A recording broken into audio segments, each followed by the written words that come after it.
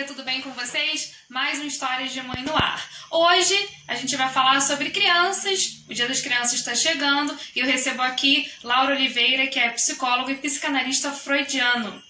Lauro, obrigada pela sua vinda aqui conversar com a gente. Vamos começar primeiro falando sobre a importância da infância, né, para a nossa construção lá na vida adulta. Bem, Dani, ela é 5, 6 ou 7 anos, você pode definir isso de várias formas. Ela é estruturante.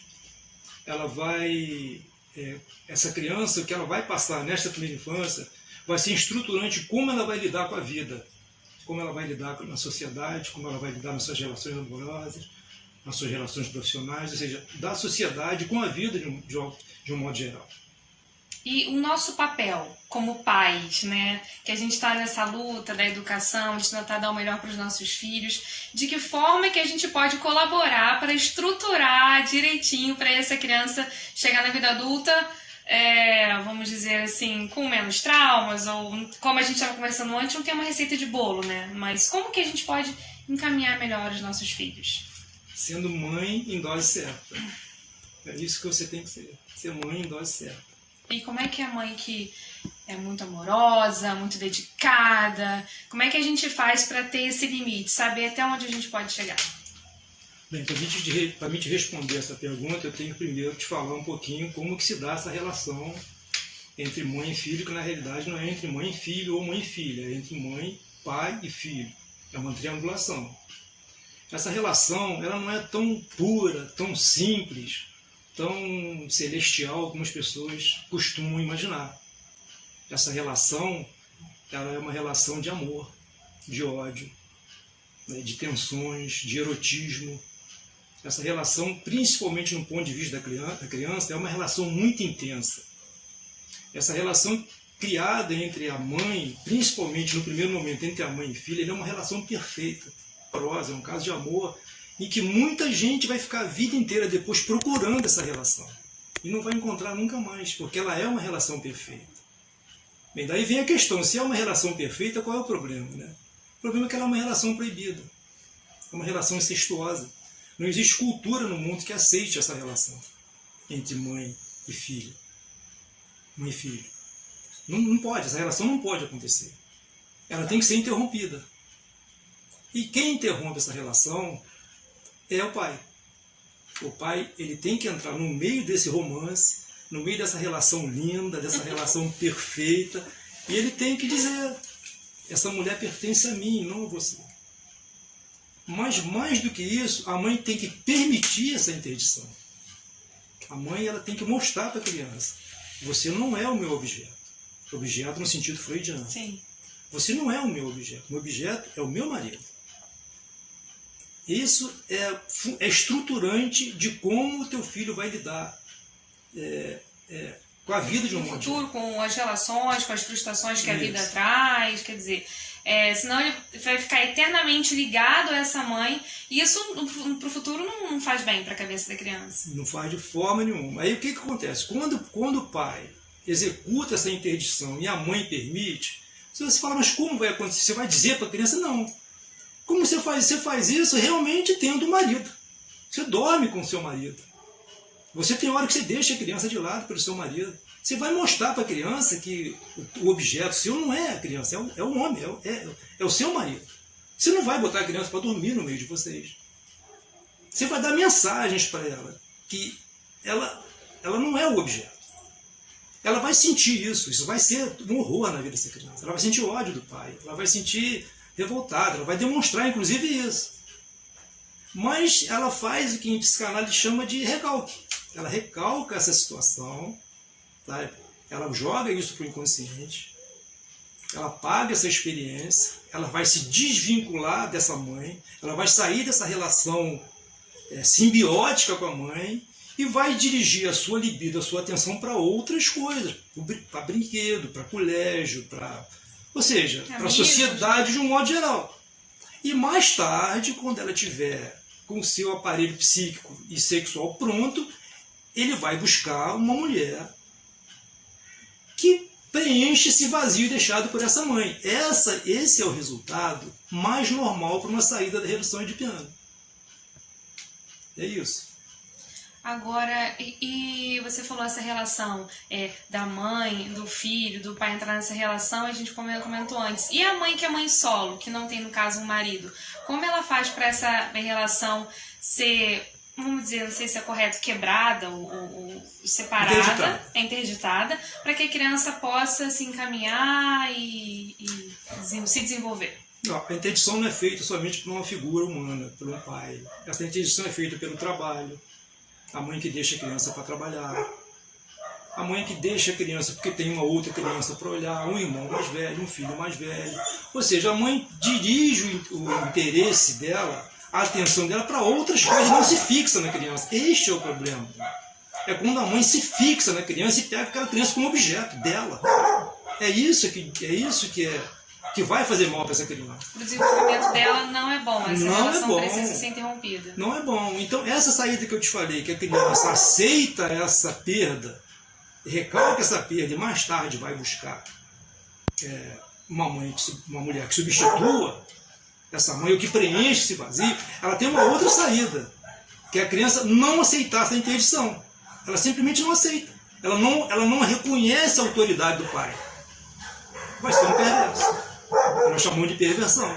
Que é o que a gente vê um pouco hoje que está rolando, né? Se a criança não obedece essa primeira autoridade do pai, como é que ela vai lidar com a autoridade posterior? Essa interrupção dessa relação entre mãe e filho não pode ser vista como uma posição ruim da mãe, né?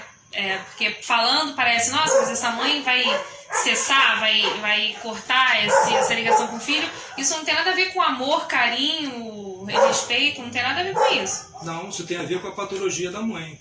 A mãe que toma essa criança como objeto, ela é patológica também. Ela deve ter sofrido isso na infância. Então a mãe, ela naturalmente, quando eu te falei que você, para ser uma boa mãe, você tem que ser feliz, eu falo inclusive na relação amorosa. Sim. Né? Um casal que tem uma vida sexual ativa, uma vida romântica, uma vida amorosa ativa, não vai querer uma criança dormindo no meio. É saudável, né? Não vai querer. Ela vai querer ter o momento dela. E é nesse momento que a criança sobra.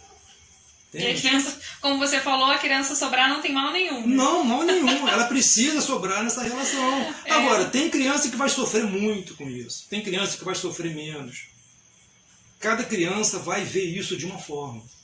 Não tem receita de bolo, não tem manual.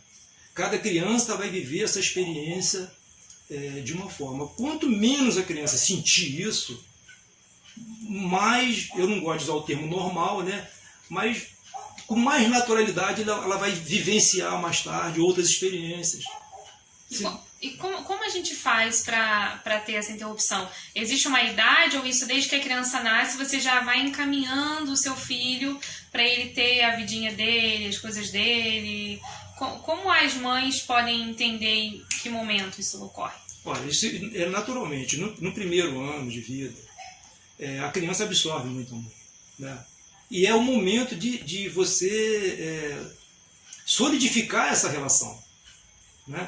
Relação essa que tu vai quebrar depois. Mas constrói aqui para quebrar lá. Exatamente. Nesse momento, aquela amamentação, aquele amor, aquele carinho.